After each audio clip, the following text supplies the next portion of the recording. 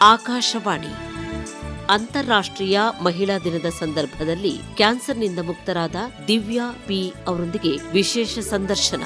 ಪ್ರಾಯೋಜಕರು Indian cancer ಸೊಸೈಟಿಯ Karnataka chapter. ಸಹಯೋಗ ಆಸ್ಟ್ರೇಜನಕ Bengaluru hub. ಕೇಳಿ ವಿಶೇಷ ಸಂದರ್ಶನ. ನಮಸ್ಕಾರ ಶ್ರೋತೃಗಳೇ, ಇಂದಿನ ಈ ವಿಶೇಷ ಕಾರ್ಯಕ್ರಮದಲ್ಲಿ ಕ್ಯಾನ್ಸರ್ನಿಂದ ಮುಕ್ತರಾದ, ಅದರಲ್ಲೂ ಒಂದಲ್ಲ ಎರಡೆರಡು ಕ್ಯಾನ್ಸರ್ನಿಂದ ಪಾರಾಗಿ ತಮ್ಮ ಇಷ್ಟವಾದ ವೃತ್ತಿಯಾದ ಸಹಾಯಕ ಪ್ರಾಧ್ಯಾಪಕರಾಗಿ ಕಾಲೇಜೊಂದರಲ್ಲಿ ಕಾರ್ಯನಿರ್ವಹಿಸ್ತಾ ಇದ್ದಾರೆ. ಕಸೂತಿಯಲ್ಲಿ ಪರಿಣಿತರು ಹಾಗೂ ಮಗನ ಪಾಲನೆ ಪೋಷಣೆಯಲ್ಲಿ ಈಗ ನಿರತರಾಗಿದ್ದಾರೆ. ದಿವ್ಯಾ ಪಿ, ನಮಸ್ಕಾರ, ಕಾರ್ಯಕ್ರಮಕ್ಕೆ ಸ್ವಾಗತ. ನಮಸ್ಕಾರ. ಕ್ಯಾನ್ಸರ್ ಅಂದ್ರೆ ಸಾಮಾನ್ಯವಾಗಿ ವಾಸಿ ಆಗದ ಕಾಯಿಲೆ ಅನ್ನೋ ಭಯ ಸಾಮಾನ್ಯ ಜನರಲ್ಲಿ ಇದ್ದೇ ಇದೆ. ಕ್ಯಾನ್ಸರ್ ಇದೆ ಅಂತ ನಿಮಗ್ ಗೊತ್ತಾದಾಗ, ಡಾಕ್ಟ್ರು ನಿಮಗೆ ಹೇಳಿದಾಗ, ಅದ್ರಲ್ಲೂ 2 ಕ್ಯಾನ್ಸರ್ ಇದೆ ಅಂತ ಗೊತ್ತಾದ ಕ್ಷಣ ಹೇಗಿತ್ತು? ಭಯಪಟ್ಟು ಸುಮ್ನೆ ಕುತ್ಕೊಳ್ಳುವಕ್ಕಿಂತ ನೆಕ್ಸ್ಟ್ ಏನ್ ಮಾಡ್ಬೇಕು ಅಂತ ಕೇಳ್ಬೇಕು ಅನ್ನೋದು ನನ್ನ ತಲೆಗೆ ಬಂದ ಮೊದಲ ಕ್ವೆಶ್ಚನ್. ನನ್ನ ಬಗ್ಗೆ ನನಗೆ ಗೊತ್ತಿರಬೇಕು ಅನ್ನುವ ಆ ಒಂದು ಭಾವನೆಯಿಂದ ಎಲ್ಲಾ ಕ್ವೆಶ್ಚನ್ಗಳು, ಎಲ್ಲಾ ಟ್ರೀಟ್ಮೆಂಟ್ಗಳು ನಾನ್ ಕೇಳಿ ನನ್ನ ನಾಲೆಜ್ ಅನ್ನು ನಾನೇ ಜಾಸ್ತಿ ಮಾಡಿಕೊಂಡಿರೋದು. ಒಂದೊಂದು ಪೇಷಂಟ್ಸು ಅವರವರ ಬಗ್ಗೆ ಚೆನ್ನಾಗಿ ಗೊತ್ತಿರಬೇಕು ಅನ್ನೋದು ನನ್ನ ಒಂದು ಇಚ್ಛೆಯಾಗಿದೆ. ಆ ಕ್ಷಣದಲ್ಲಿ ಎಲ್ಲರಂತೆ ನಾನು ಬದುಕ್ತಾ ಇದ್ದೀನಿ, ನನಗೂ ಒಂದು ಪುಟ್ಟ ಮಗು ಇದೆ, ಒಂದು ಪುಟ್ಟ ಸಂಸಾರ ಇದೆ, ನನಗೆ ಯಾಕೆ ಬಂತು ಅಂತ ಅನಿಸ್ಲಿಲ್ವಾ? ಅನ್ಸಿತ್ತು. ಅದು ಡಾಕ್ಟರ್ ಹತ್ರ ಮಾತಾಡುವಾಗ ಅಲ್ಲ, ಮನೆಗ್ ಬಂದಾದ್ಮೇಲೆ. ಸೊ ಫಸ್ಟ್ ಡಾಕ್ಟರ್ ಹತ್ರ ನಾನು ಅವ್ರ ಕ್ಯಾನ್ಸರ್ ಅಂತ ಹೇಳಿದಾಗ ನನಗೆ ಟ್ಯೂಮರ್ ಅಂತ ವರ್ಡ್ ಯೂಸ್ ಮಾಡಿದ್ರು, ನನಗೆ ಈಗ್ಲೂ ಜ್ಞಾಪಕ ಇದೆ. ಸೊ ಅದ ಹೇಳಿದಾಗ ನಮ್ಮೊಟ್ಟಿಗೆ ನಮ್ ಗಂಡ ಇದ್ರು, ನಮ್ಮ ಅಪ್ಪ ಇದ್ರು, ಎಲ್ರು ಬಂದಿದ್ರು. ಬಿಕಾಸ್ ಬಯೋಪ್ಸಿ ರಿಸಲ್ಟ್ ಅಲ್ವಾ ನಾವ್ ತಗೊಂಡೋಗಿ ತೋರಿಸುದು. ಸೊ ಹೇಳಿದಾಗ ನೆಕ್ಸ್ಟ್ ಏನ್ ಮಾಡ್ಬೇಕು ಅಂತ ಕೇಳಿದೆ. ಅದಾದ್ಮೇಲೆ ಮನೆಗ್ ಬಂದಾದ್ಮೇಲೆ ತುಂಬಾ ಕೋಪ. ಅಂದ್ರೆ ನನಗ್ ಯಾಕೆ ಹಿಂಗೆ, ನನಗೇನಕ್ ಬರ್ಬೇಕಾಗಿತ್ತು, ನಾನು ಜ್ವರಕ್ಕಾಗ್ಲಿ ಇಲ್ಲ ನೆಗಡಿ ಬಂದಾಗ್ಲಿ ಒಂದ್ ಮೆಡಿಸಿನ್ ತಗೊಳ್ವಲ್ಲ. ಸೊ ನನಗ್ ಹೆಂಗೆ ಬಂತು ಅನ್ನೋದು ನನಗೂ ಒಂದು ಆಶ್ಚರ್ಯವಾದ ವಿಷಯವಾಗಿತ್ತು. ಕೋಪ ಬಂತು, ಎಲ್ಲ ಬಂತು. ಬಟ್ ಅದೆಲ್ಲ ದಾಟಿ ನೆಕ್ಸ್ಟ್ ಏನ್ ಮಾಡ್ಬೇಕು ಅಂತ ಯೋಚನೆ ಮಾಡ್ಬೇಕಾಗಿರೋದು ಎಲ್ಲಾ ಮನುಷ್ಯರಿಗೂ ಒಂದು ಭಾವನೆ ಇರ್ಬೇಕು ಅಂತ ನಾನು ಎಣಿಸ್ತಾ ಇದ್ದೀನಿ. ಕ್ಯಾನ್ಸರ್ ಬಂದ ತಕ್ಷಣ ಹೆದರಬಾರ್ದು, ಮುಂದೆ ಏನ್ ಮಾಡ್ಬೇಕು ಅನ್ನೋದನ್ನ ಎಲ್ಲ ಯೋಚನೆ ಮಾಡಬೇಕು ಅಂತ ನೀವು ಹೇಳ್ತಾ ಇದ್ದೀರಾ. ಪ್ರಾರಂಭದ ಚಿಕಿತ್ಸೆ ಹೇಗಿತ್ತು? ಯಾವ ರೀತಿಯ ಸಮಸ್ಯೆಗಳನ್ನ ನೀವು ಆ ಟೈಮ್ನಲ್ಲಿ ಎದುರಿಸಿದ್ರಿ? ಸೊ ಫಸ್ಟ್ ಕ್ಯಾನ್ಸರ್ ಅಂತ ಕೇಳಿದ ತಕ್ಷಣ ಎಲ್ಲರೂ ಹಣ ಖರ್ಚಾಗತ್ತೆ, ನಮಗೆ ಹಣ ಬೇಕು ಅಂತ ಯೋಚನೆ ಮಾಡ್ತಾರೆ, ಟ್ರೀಟ್ಮೆಂಟ್ ಬಗ್ಗೆ ಯೋಚನೆ ಮಾಡ್ತಾರೆ. ಸೊ ನನಗಿದ್ದ ಚಿಂತೆನೂ ಹಣ ಹೆಂಗೆ, ಇದಕ್ಕೆ ಹಣ ಏನ್ ಮಾಡೋದು, ಹಣ ಹೆಂಗೋ ನಾವ್ ಲೋನ್ ಮಾಡ್ಕೊಂಡ್ವಿ. ಟ್ರೀಟ್ಮೆಂಟ್ ಅಂತ ಬಂದಾಗ ಫಸ್ಟ್ ನಾನ್ ಯೋಚನೆ ಮಾಡಿದ್ದು ಯಾವ ಡಾಕ್ಟರ್ ಹತ್ರ ಹೋಗೋಣ, ಯಾವ ಹಾಸ್ಪಿಟ್ಲಿಗೆ ಹೋಗೋಣ, ಇಂಗ್ಲಿಷ್ ಮೆಡಿಸಿನ್ ಮಾಡೋಣ ಇಲ್ಲ ಆಯುರ್ವೇದ ಮೆಡಿಸಿನ್ ಮಾಡೋಣ, ಹಿಂಗೆಲ್ಲ ಯೋಚನೆ ಮಾಡಿದೆ. ಅಂದ್ರೆ ನಮಗೆ ರಿಸಲ್ಟ್ ಬಂದ ತಕ್ಷಣ ನಮಗೆ ಯಾವ ಸ್ಟೇಜಲ್ಲಿದೆ, ಎಷ್ಟು ಅಗ್ರೆಸಿವ್ ಆಗಿದೆ ಅಂತ ಡಾಕ್ಟರ್ಸ್ ಹೇಳ್ತಾರೆ. ಸೊ ಅದರ ಮೇಲೆ ಯಾವ ಕೈಂಡ್ ಆಫ್ ಟ್ರೀಟ್ಮೆಂಟ್ ಯೂಸ್ ಮಾಡಬೇಕು ಅಂತ ಯೋಚನೆ ಮಾಡಿ I went for English medicine. ನಾನು ಇಂಗ್ಲಿಷ್ ಮೆಡಿಸಿನ್ ಚೂಸ್ ಮಾಡ್ಕೊಂಡೆ. ಆದ್ರೆ ಡಾಕ್ಟರೇ ಹೇಳ್ತಾರೆ ಯಾವ ಸ್ಟೇಜಲ್ಲಿ ಇದೆ, ಆ ಸ್ಟೇಜ್ಗೆ ತಕ್ಕ ಹಾಗೆ ಯಾವ ರೀತಿಯ ಟ್ರೀಟ್ಮೆಂಟ್ಗಳು ಆಗಬೇಕು ಅನ್ನೋದನ್ನು ಅವರೇ ಹೇಳ್ತಾರೆ. ಹೌದು, ನಮ್ಮ ಕೈಯಲ್ಲಿರೋದು ಆಯುರ್ವೇದ ಇಲ್ಲಾಂದ್ರೆ ಇಂಗ್ಲಿಷ್. ಬಟ್ ಅದಕ್ಕಿದ್ದ ಟ್ರೀಟ್ಮೆಂಟ್ ನಾವ್ ಯಾವ್ದು ಚೂಸ್ ಮಾಡ್ಬೇಕು ಅನ್ನೋದು ಡಾಕ್ಟರ್ ನಮಗೆ ಖಂಡಿತ ಹೇಳ್ತಾರೆ. ನಾವು ಡಾಕ್ಟರ್ ಹತ್ರ ಮಾತಾಡಿದ್ರೆ ಈ ಟ್ರೀಟ್ಮೆಂಟ್ಗೆ, ಕೀಮೋಥೆರಪಿಗೆ ಆಗ್ಲಿ ರೇಡಿಯೇಷನ್ಗೆ ಆಗ್ಲಿ ಎಷ್ಟು ಖರ್ಚಾಗಬಹುದು ಅಂತ ಒಂದು ಅಂದಾಜಿ ಅವ್ರು ನಮಗೆ ಹೇಳ್ತಾರೆ. ಸೊ ಅದ್ರ ಮೇಲೆ ನಾವು ಟ್ರೀಟ್ಮೆಂಟ್ ಮಾಡೋದಾಗ್ಲಿ, ನಾವು ಹಣ ರೆಡಿ ಮಾಡೋದಾಗ್ಲಿ ನಾವು ಮಾಡ್ಕೋಬಹುದು. ಬಟ್ ಏನ್ ಟ್ರೀಟ್ಮೆಂಟ್ ಚೂಸ್ ಮಾಡ್ಬೇಕು ಅನ್ನೋದು ಡಾಕ್ಟರ್ ನಮಗೆ ಕರೆಕ್ಟ್ ಆಗಿ ಹೇಳ್ತಾರೆ. ಸೊ ಡಾಕ್ಟರ್ ಹೇಳೋದನ್ನ ನಾವು ಫಾಲೋ ಮಾಡಿದ್ರೆ ನಮಗೆ ಒಳ್ಳೇದು. ಈಗ ಡಾಕ್ಟರ್ ಹೇಳೋದನ್ನ ಫಾಲೋ ಮಾಡ್ತೀರಾ? ಡಾಕ್ಟರ್ ಸ್ಟಾರ್ಟಿಂಗ್ ಅಲ್ಲೇ ಹೇಳ್ತಾರ ಇಷ್ಟು ಲೆಂತಿ ಥೆರಪಿ ಇರತ್ತೆ, ಹೌದು, ಇಷ್ಟಿಷ್ಟು ಸೈಕಲ್ ಆಫ್ ಕೀಮೋಥೆರಪಿ ಬೇಕಾಗುತ್ತೆ, ಇಷ್ಟು ದಿನದ್ದು ರೇಡಿಯೇಷನ್ ಬೇಕಾಗುತ್ತೆ ಅಂತ ಹೇಳ್ತಾರೆ.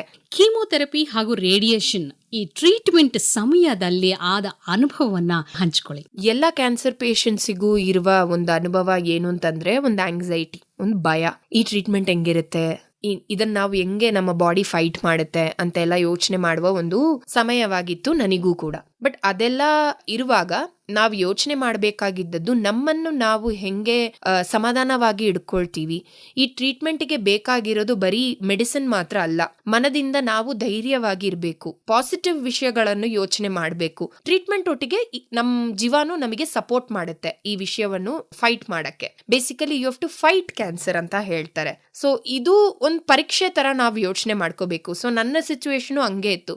ನನಗೆ ಮೊದಲು ನಾನೊಂದು ಡಾಕ್ಟರ್ ಅನ್ನು ಮೀಟ್ ಮಾಡಿದ್ದಾಗ, ನನ್ನ ರಿಸಲ್ಟ್ ಬಂದಾದ್ಮೇಲೆ ಮೀಟ್ ಮಾಡಿದ್ದಾಗ ನನಗೆ ಆ ಡಾಕ್ಟರ್ ಹೇಳಿದ್ದು ಮಾತುಗಳು ಈಗ ಜ್ಞಾಪಕ ಬರ್ತಾ ಇದೆ. ಇದನ್ನೊಂದು ಎಕ್ಸಾಮ್ ತರ ಯೋಚನೆ ಮಾಡಿ. ನಿನಗೆ ಈ ಎಕ್ಸಾಮ್ ಅಲ್ಲಿ ಫಸ್ಟ್ ಕ್ಲಾಸ್ ಅಲ್ಲಿ ಪಾಸ್ ಆಗಿ ಡಿಸ್ಟಿಂಕ್ಷನ್ ಅಲ್ಲಿ ಹೊರಗೆ ಬರ್ಬೇಕಾ, ಇಲ್ಲ ನೀನ್ ಫೇಲ್ ಆಗ್ಬೇಕಾ ಅನ್ನೋದು ನೀನ್ ಯೋಚನೆ ಮಾಡು. ಟ್ರೀಟ್ಮೆಂಟ್ ಕೊಡೋದು ನಾವ್ ಕೊಡ್ತೀವಿ, ಬಟ್ ನೀನ್ ಯೋಚನೆ ಮಾಡ್ಬೇಕಾಗಿರೋದು ನಾನು ಇದನ್ನ ಹೆಂಗೆ ಎದುರಿಸ್ಕೊಳ್ಳೋದು ಅಂತ. ಅಂದ್ರೆ ಹೆಚ್ಚು ವಿಲ್ ಪವರ್ ಬೇಕು ಅಂತ ಹೇಳೋದು. ಅದು ಡಾಕ್ಟರ್ಸ್ ನಮಗೆ ಹೇಳೋದು ವಿಷಯ ಅದೇ. ಪೇಷನ್ಸ್, ನೀವು ಧೈರ್ಯವಾಗಿರ್ಬೇಕು. ಇದಾಯ್ತು ಅದಾಯ್ತು ಅಂತ ಹೆದರುದಲ್ಲ. ಬಿಕಾಸ್ ಕೀಮೊಥೆರಪಿ ಆಗ್ಲಿ, ರೇಡಿಯೇಷನ್ ಥೆರಪಿ ಆಗ್ಲಿ ಮಾಡುವಾಗ ನಿಮ್ ಬಾಡೀಸ್ ಅದನ್ನು ಫೈಟ್ ಮಾಡುವ ವಿಧಗಳು ಬೇರೆ ಬೇರೆ ತರ ಇರುತ್ತೆ. ಈಗ ನಾನ್ ಕೀಮೊಥೆರಪಿ ತಗೊಂಡಾಗ ನನಗೆ ಎವ್ರಿ 15 days ಕೀಮೊಥೆರಪಿ ಇತ್ತು, 15 days ಒನ್ಸ್. ಅದ್ ಮಾಡಿದಾಗ ನಿಮಗೆ ವಾಮಿಟಿಂಗ್ ಇರುತ್ತೆ, ಊಟ ಮಾಡಕ್ಕೆ ಸೇರಲ್ಲ, ಊಟ ಮಾಡಿದ್ದು ವಾಮಿಟಿಂಗ್ ಆಗತ್ತೆ, ತಲೆ ಸುತ್ತೋದಾಗ್ಲಿ. ಬಟ್ ಆ ಸಿಂಪ್ಟಮ್ಗಳು ಇದ್ರೂನು ನಾವು ಊಟ ಮಾಡಬೇಕು, ತಿನ್ಬೇಕು ಅನ್ನೋದು ನಾವು ಪೇಷಂಟ್ ಆಗಿ ಯೋಚನೆ ಮಾಡಬೇಕು. ಹಂಗೆ ತಿಂದ್ರೆ ಮೆಡಿಸಿನ್ಸ್ ನಮಗೆ ಕೆಲಸ ಮಾಡುತ್ತೆ. ಬಿಕಾಸ್ ನೀವು ತಿನ್ನುವ ಊಟದಿಂದ ನಿಮಗೆ ಜೀವದಲ್ಲಿ ಎನರ್ಜಿ ಬರೋದು. ಆ ಎನರ್ಜಿ ಬೇಕಾಗಿರೋದು ನಿಮ್ಮ ಮೆಡಿಸಿನ್ ಅಕ್ಸೆಪ್ಟ್ ಮಾಡ್ಕೊಳ್ಳುತ್ತೆ. ಆ ಎನರ್ಜಿ ಎಲ್ಲ ಹೆಂಗ್ ಖರ್ಚಾಗುತ್ತೆ, ನಿಮ್ಮ ಮೆಡಿಸಿನ್ ಮೇಲೆ ಖರ್ಚಾಗುತ್ತೆ. ಸೊ ಅದನ್ನು ನೀವು ಮಾಡ್ಬೇಕಾದ್ರೆ ಏನ್ ಮಾಡ್ಬೇಕು, ನೀವ್ ಧೈರ್ಯವಾಗಿರ್ಬೇಕು, ತಿಂತಾ ಇರ್ಬೇಕು, ಓಡಾಡ್ತಾ ಇರ್ಬೇಕು. ಒಂದ್ ರೀತಿಯಲ್ಲಿ ಹೇಳ್ಬೇಕು ಅಂತಂದ್ರೆ ಒಟ್ಟಾರೆಯಾಗಿ ಪೇಷಂಟ್ ಅಂತ ಅನ್ಕೊಳ್ಬಾರ್ದು. ನಾರ್ಮಲ್ ಆಗಿ ಹೇಗಿರ್ತೀರ ಹಾಗೆ ಇದ್ರೆ ಟ್ರೀಟ್ಮೆಂಟ್ ಚೆನ್ನಾಗಾಗತ್ತೆ. ಕ್ಯಾನ್ಸರ್ ಅನ್ನೋದು ದೇಹದ ಯಾವುದೇ ಭಾಗಕ್ಕೆ ಬರಬಹುದು. ನಿಮಗೆ ಇದ್ದಂತ 2 ಕ್ಯಾನ್ಸರ್ ಬಗ್ಗೆ ಹೇಳಿ. ನನಗೆ ಮೊದಲು ಡಯಾಗ್ನೋಸ್ ಆದದ್ದು ರೆಕ್ಟಲ್ ಕ್ಯಾನ್ಸರ್, ಅಂದ್ರೆ ನಾವು ಮಲ ಪಾಸ್ ಮಾಡುವ ಜಾಗದಲ್ಲಿ ನನಗೆ ಕ್ಯಾನ್ಸರ್ ಇತ್ತು. ಫಸ್ಟ್ ಬ್ಲಡ್ ಟೆಸ್ಟ್ ಮಾಡಿದ್ರು, ಅದರಲ್ಲಿ ಏನೋ ಏರುಪೇರು ಇರೋದು ನೋಡ್ಬಿಟ್ಟು ಒಂದು ಕೊಲೊನೋಸ್ಕೋಪಿ ಅಂತ ಪ್ರೊಸೀಜರ್ ಮಾಡಬೇಕು ಅಂತ ಹೇಳಿದ್ರು. ಯಾಕೆ ಕೊಲೊನೋಸ್ಕೋಪಿ ಅಂತ ಯೋಚನೆ ಮಾಡಿದ್ರೆ, ನನಗೆ ಮಲ ಪಾಸ್ ಮಾಡುವಾಗ ಬ್ಲಡ್ ಪಾಸ್ ಆಗ್ತಾ ಇತ್ತು. ಸೊ ಡಾಕ್ಟರ್ಸ್ ಅಲ್ಲಿ ಏನಿದೆ ಅಂತ ಚೆಕ್ ಮಾಡ್ಲಿಕ್ಕೆ ಕೊಲೊನೋಸ್ಕೋಪಿ ಅಂತ ಒಂದು ಟೆಸ್ಟ್ ಇದೆ, ಅದನ್ನ ಮಾಡಿಸ್ಲಿಕ್ಕೆ ಹೇಳಿದ್ರು. ಅದು ಮಾಡುವಾಗ ಏನ್ ಮಾಡ್ತಾರ ಅಂತಂದ್ರೆ, ಒಳಗಡೆ ಎಲ್ಲಿ ಪ್ರಾಬ್ಲಮ್ ಇದೆ ಅಂತ ನೋಡ್ತಾರೆ. ಅಲ್ಲಿ ನೋಡಿ ಅಲ್ಲಿಂದ ಒಂದು ಟಿಶ್ಯೂ ಸ್ಯಾಂಪಲ್ ತೆಗೆದು ಟೆಸ್ಟಿಗೆ ಕಳಿಸ್ತಾರೆ ಬೇಸಿಕಲಿ. ಸೊ ಅದು ಬಯಾಪ್ಸಿ ಅಂತ ಹೇಳ್ತಾರೆ. ಆ ಬಯಾಪ್ಸಿ ರಿಸಲ್ಟ್ ಬಂದಾಗ ನನಗೆ ರೆಕ್ಟಲ್ ಕ್ಯಾನ್ಸರ್ ಇದೆ ಅನ್ನೋದು ಗೊತ್ತಾಯ್ತು. ಅಷ್ಟರವರೆಗೂ ಅದನ್ನ ಅಲ್ಸರ್ ಅಂತ ಎಣ್ಸಿದ್ರು. ನೀವು ಹೇಳಿದ್ರಿ ರಕ್ತ ಬರ್ತಾ ಇತ್ತು ಅಂತ. ಆತರ ಇದ್ದಾಗ ಪೈಲ್ಸ್ ಅಂತ ಜನ ತಪ್ಪಾಗಿ ತಿಳ್ಕೊಳ್ತಾರೆ. ನಿಮ್ಗೆ ಹಂಗ ಅನ್ಸ್ಲಿಲ್ಲ?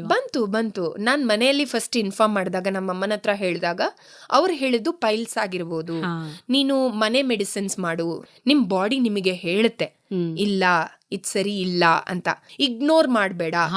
ಇಗ್ನೋರ್ ಮಾಡಿದ್ರೆ ಅದಿನ್ನೂ ಜಾಸ್ತಿ ಆಗ್ತಾ ಡೆವಲಪ್ ಆಗ್ತಾ ಹೋಗುತ್ತೆ. ಕೆಲವರಿಗೆ ಈ ಯೋಚನೆಗಳಿದೆ, ಡಾಕ್ಟರ್ ಹತ್ರ ಹೋದ್ರೇನೆ ಖರ್ಚಾಗ್ಬಿಡುತ್ತೆ, ಅವ್ರು ಏನೋ ಇಲ್ಲದದ್ದನ್ನೆಲ್ಲ ಇದೆ ಅಂತ ಹೇಳ್ತಾರೆ.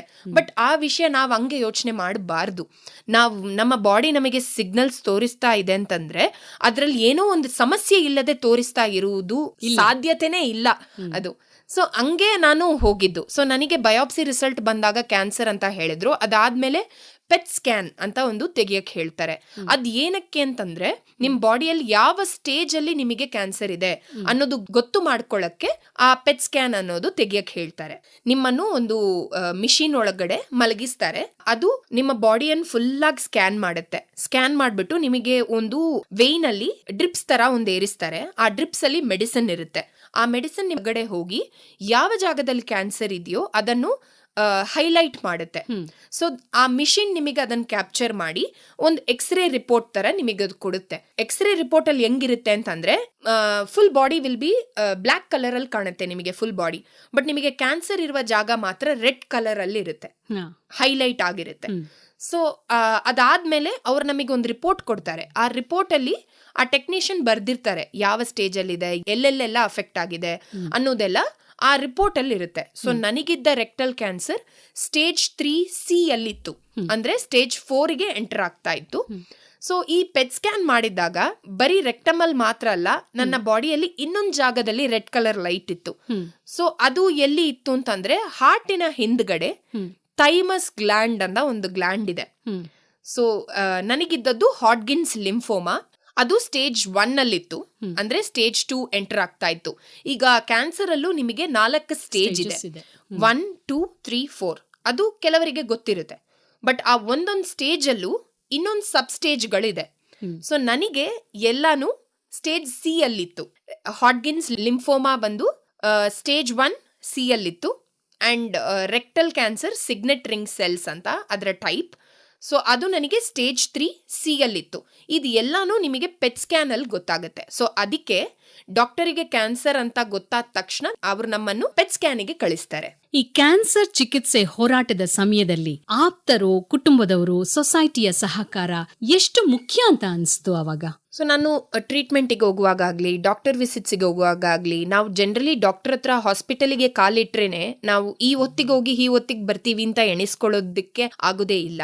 ಸೊ ಅಂತ ಸಮಯದಲ್ಲಿ ಮನೆಯಲ್ಲಿ ನಾನು ಬಿಟ್ಟು ಬಂದ ನನ್ನ ಮಗುವನ್ನು ನೋಡ್ಕೊಳ್ಳೋಕ್ಕೆ ನಮ್ಮ ಅಪ್ಪ ಅಮ್ಮ, ನಮ್ಮ ಅತ್ತೆ ಮಾವ ಇದ್ದಾರೆ ಅನ್ನುವ ಧೈರ್ಯ ನನಗಿತ್ತು. ನನ್ನ ಒಟ್ಟಿಗೆ ನನ್ನ ಗಂಡ ಬರ್ತಾ ಇದ್ರು, ಒಟ್ಟಿಗೆ ಯಾರೋ ಒಬ್ರು ಇದ್ದಾರೆ, ಏನೇ ಆದ್ರೂ ನಮ್ಮೊಟ್ಟಿಗೆ ಹಾಸ್ಪಿಟಲ್ ಅಲ್ಲಿ ಒಬ್ರು ಇದ್ದಾರೆ ಅನ್ನುವ ಧೈರ್ಯ ನನಗಿತ್ತು. ನಮಗೆ ಧೈರ್ಯ ಕೊಡ್ಲಿಕ್ಕೆ ನಮ್ಮ ಸುತ್ತದವರು ಅಂತ ಇರುವವರು ತುಂಬಾ ಮುಖ್ಯ.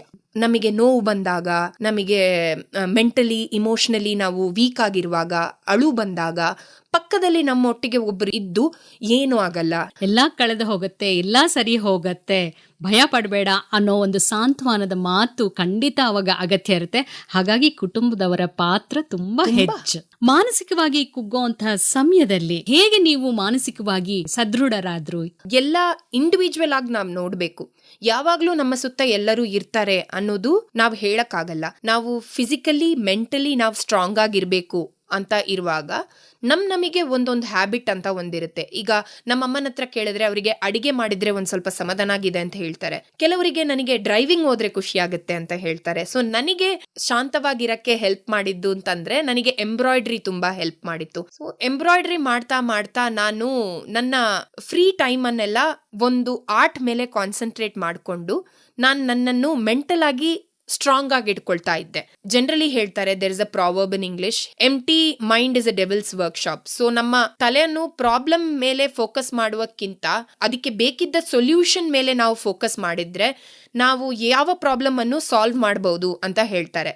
ಯಾರು ಎಷ್ಟೇ ಹತ್ರದಲ್ಲಿ ನಮ್ಗೆ ಧೈರ್ಯ ಹೇಳಿದ್ರು ನಮಗೆ ನಾವು ಧೈರ್ಯ ತಂದ್ಕೊಳ್ಳೋದು ತುಂಬಾನೇ ಮುಖ್ಯ. ಹಾಗೇನೆ ಮಾನಸಿಕವಾಗಿ ಕುಗ್ಗದೇನೆ ಆ ಸಮಯವನ್ನ ಬೇರೆದಕ್ಕೆ ಉಪಯೋಗಿಸ್ಕೊಂಡು ನಾವು ಎಂಗೇಜ್ ಆಗಿದ್ರೆ ನಮ್ಮ ಈ ನೋವು ಅಥವಾ ನನ್ನೊಬ್ಳಿಗೆ ಈ ತರ ಆಗಿದೆ ಅನ್ನೋದು ಮರೆತು ನಾವು ಎಲ್ಲರೊಟ್ಟಿಗೆ ಖುಷಿಯಾಗಿರೋದಿಕ್ಕೂ ಪ್ರಯತ್ನ ಪಡಬಹುದು. ಕ್ಯಾನ್ಸರ್ನಿಂದ ಬಳಲ್ತಾ ಇರುವಂಥ ಮತ್ತೆ ಅವರ ಆಪ್ತ ಕುಟುಂಬದವರಿಗೆ ಈ ಕಾರ್ಯಕ್ರಮದ ಮೂಲಕ ಏನ್ ಹೇಳಕ್ ಇಷ್ಟಪಡ್ತೀರಾ? ಕ್ಯಾನ್ಸರ್ ಅಂತ ಹೇಳಿದ ತಕ್ಷಣ ಪೇಷಂಟಿಗೆ ಮಾತ್ರ ಅಲ್ಲ, ಕುಟುಂಬದವರಿಗೆ ತುಂಬಾ ಭಯ ಆಗುತ್ತೆ. ಅಂದ್ರೆ ಸತ್ತೋಗ್ಬಿಡ್ತಾರೆ ಅಂತ ಮೊದಲು ಎಣಿಸ್ತಾರೆ. ಬಟ್ ಹಂಗಿಲ್ಲ. ಈ ಕಾಲದಲ್ಲಿ ಎಲ್ಲಾ ರೋಗಗಳಿಗೂ ಟ್ರೀಟ್ಮೆಂಟ್ ಇದೆ. ಸೊ ಕ್ಯಾನ್ಸರ್ ಅಂತ ಹೇಳಿದ ತಕ್ಷಣ ನೀವು ಮೊದಲು ಮಾಡಬೇಕಿದ್ದದ್ದು ಡಾಕ್ಟರ್ ಏನು ಹೇಳ್ತಾರೆ. ಒಂದು ಕ್ಯಾನ್ಸರ್ ಪೇಷಂಟಿಗೆ ನೀವು ಒಂದು ಫ್ಯಾಮಿಲಿ ಮೆಂಬರ್ ಆಗಿದ್ರೆ ಅವರಿಗೆ ಧೈರ್ಯ ತುಂಬಿಸಿ, ಇಲ್ಲ ಇದನ್ನು ನೀವು ದಾಟಿ ಬರಬಹುದು, ಇದಕ್ಕೆ ಬೇಕಿದ್ದ ಟ್ರೀಟ್ಮೆಂಟ್ ಮಾಡಿ, ಇದಕ್ಕೆ ಏನು ಸಹಾಯ ಬೇಕಾದರೂ ನಮ್ಮನ್ನು ಕೇಳಿ, ಬರೀ ಧೈರ್ಯ ಕೊಡೋದು ಅಂತ ನಾನು ಹೇಳ್ತೀನಿ. ನನಗೆ ಅದನ್ನು ಹೇಳಲಿಕ್ಕೆ ಸುತ್ತಮುತ್ತದಲ್ಲಿ 4 ಜನ ಇದ್ದದ್ರಿಂದ ನಾನು ಇದನ್ನು ದಾಟಿ ಬಂದಿದ್ದೀನಿ ಅಂತ ನಾನು ನಂಬ್ತೀನಿ. ಅದನ್ನೇ ನೀವು ಮಾಡಬೇಕಾಗಿರೋದು ಅಂತ ನಾನು ಹೇಳ್ತಾ ಇದ್ದೀನಿ. ಖಂಡಿತವಾಗ್ಲೂ. ಇನ್ನು ಕಾರ್ಯಕ್ರಮವನ್ನ ಮುಗಿಸೋ ಸಮಯ ಆಯ್ತು. ಈಗ ಕೇಳ್ತಾ ಇರುವಂತ ನಮ್ಮ ಕೇಳುಗರಿಗೆ ಯಾವ ಸಂದೇಶವನ್ನ ಕೊಡ್ಲಿಕ್ಕೆ ಇಷ್ಟಪಡ್ತೀರಾ? ಕ್ಯಾನ್ಸರ್ ಬರುವಕ್ಕಿಂತ ಮುಂಚೆನೆ ನಾವು ಅದನ್ನು ತಡಿಬಹುದು ಅನ್ನೋದನ್ನ ನಾನು ಹೇಳಕ್ಕೆ ಇಷ್ಟಪಡ್ತೀನಿ. ನೀವು ಯಾವ ಡಿಸೀಸ್ ಬರುವಕ್ಕಿಂತ ಮುಂಚೆನೂ ಪ್ರಿವೆನ್ಷನ್ ಅಂತ ಒಂದು ಮಾಡಬೇಕಾಗಿರೋದು ಭಾರಿ ಅಗತ್ಯ. ಸೊ ಈಗ ಎಲ್ಲ ಹಾಸ್ಪಿಟಲಲ್ಲೂ ಸ್ಕ್ಯಾನ್ಗಳಿದೆ, ಟೆಸ್ಟ್ಗಳಿದೆ, ಅದನ್ನೆಲ್ಲ ಹೋಗಿ ಮಾಡ್ಕೋಬೇಕು. ಇಲ್ಲಾಂದ್ರೂ ನೀವು ಕ್ಯಾನ್ಸರ್ ಟೆಸ್ಟ್ ಮಾಡ್ಕೊಳ್ಳಿಲ್ಲ ಅಂತಂದ್ರೂ ವರ್ಷಕ್ಕೊಮ್ಮೆ ನಿಮ್ಮ ಸ್ಕ್ಯಾನ್ಗಳು, ಟೆಸ್ಟ್ಗಳು, ಬ್ಲಡ್ ಟೆಸ್ಟ್ ಏನೆಲ್ಲ ಇದೆಯೋ ಅದನ್ನೆಲ್ಲ ಮಾಡ್ಕೊಂಡು ಬಂದ್ರೆ ನಾವು ಏನೇ ರೋಗ ಬಂದ್ರೂ ಜೀವನದಲ್ಲಿ ದಾಟಿ ಬರಬಹುದು. ಖಂಡಿತ. ಕ್ಯಾನ್ಸರ್ ಜಯಶಾಲಿ ದಿವ್ಯಾ ಪಿ ಅವರ ಮಾತುಗಳನ್ನ ಕೇಳಿದ್ರಲ್ಲ ಶ್ರೋತೃಗಳೇ. ಕ್ಯಾನ್ಸರ್ ಬಗ್ಗೆ ಭಯ ಬೇಡ. ನಿಯಮಿತ ಆರೋಗ್ಯ ತಪಾಸಣೆಯಿಂದ ಕ್ಯಾನ್ಸರ್ ಅನ್ನ ತಡೆಗಟ್ಟಬಹುದು. ಸರಿಯಾದ ಸಮಯಕ್ಕೆ ಚಿಕಿತ್ಸೆ ಪಡೆಯೋದ್ರಿಂದ ಕ್ಯಾನ್ಸರ್ ಅನ್ನ ಜಯಿಸಬಹುದು ಅಂತ ಹೇಳ್ತಾ ಕಾರ್ಯಕ್ರಮಕ್ಕೆ ಬಂದು ನಿಮ್ಮ ಕ್ಯಾನ್ಸರ್ ಜರ್ನಿಯನ್ನ ನಮ್ಮೊಂದಿಗೆ ಹಂಚಿಕೊಂಡಿದ್ದಕ್ಕೆ ದಿವ್ಯಾ ಪಿ ನಿಮಗೆ ತುಂಬ ಹೃದಯದ ಧನ್ಯವಾದಗಳು. ನಮಸ್ಕಾರ. Thank you. ಅಂತಾರಾಷ್ಟ್ರೀಯ ಮಹಿಳಾ ದಿನದ ಸಂದರ್ಭದಲ್ಲಿ ಕ್ಯಾನ್ಸರ್ನಿಂದ ಮುಕ್ತರಾದ ದಿವ್ಯಾ ಪಿ ಅವರೊಂದಿಗೆ ವಿಶೇಷ ಸಂದರ್ಶನ ಕೇಳಿದಿರಿ. ಸಂದರ್ಶಕರು ನಿರ್ಮಲಾ ಎಸ್. ಈ ಕಾರ್ಯಕ್ರಮದ ಪ್ರಾಯೋಜಕರು ಇಂಡಿಯನ್ ಕ್ಯಾನ್ಸರ್ ಸೊಸೈಟಿಯ ಕರ್ನಾಟಕ ಚಾಪ್ಟರ್. ಸಹಯೋಗ ಆಸ್ಟ್ರೇಜೆನೆಕಾ ಬೆಂಗಳೂರು ಹಬ್. ಈ ಕಾರ್ಯಕ್ರಮ ಆಕಾಶವಾಣಿ ಬೆಂಗಳೂರು ವಾಣಿಜ್ಯ ಪ್ರಸಾರ ಕೇಂದ್ರದ ಕೊಡುಗೆ.